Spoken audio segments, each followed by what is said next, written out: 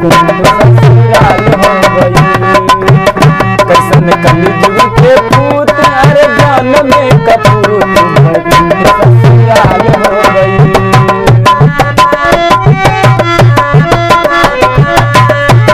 भाई से बढ़ के अपन सार हो गई, माई बाप घर के भार हो गई।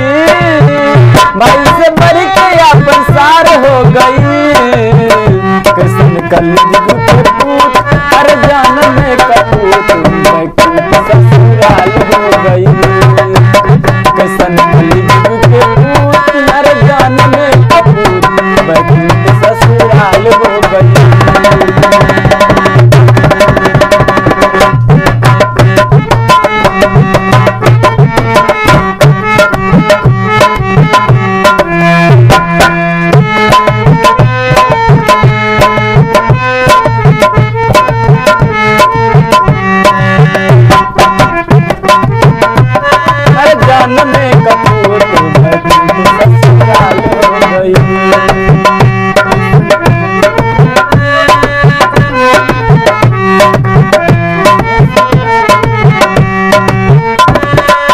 घरबा में माई बाबूजी खर्ची भी बंद बा, बाहर कमाई पे सार के घमंड बा।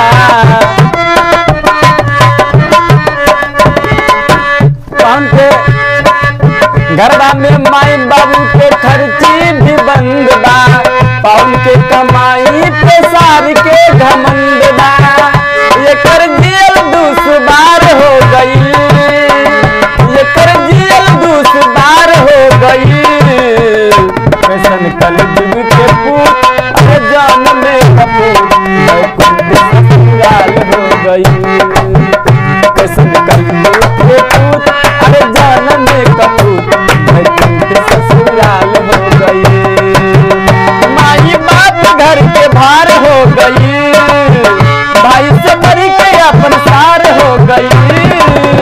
माई बाप घर के भार हो गई, भाई से बढ़ के अपन सार हो गई।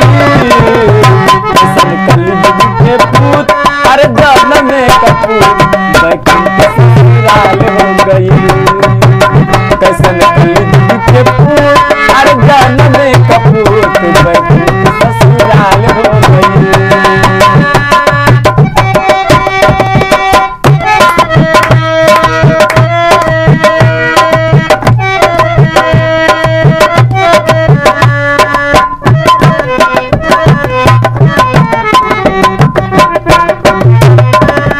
जान में कपूत बैकुंठ ससुराल हो गई।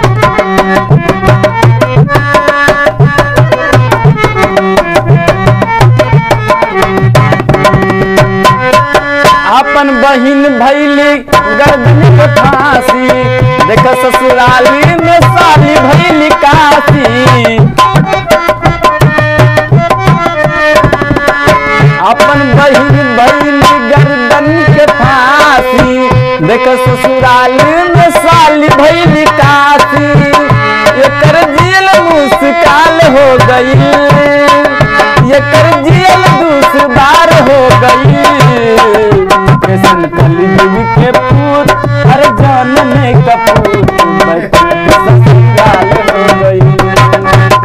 कैसन कलयुग के पूत अरे जान में कपूत बैकुंठ ससुराल हो गई। माई बाप घर के भार हो गई, भाई से बढ़ के अपन सार हो गई।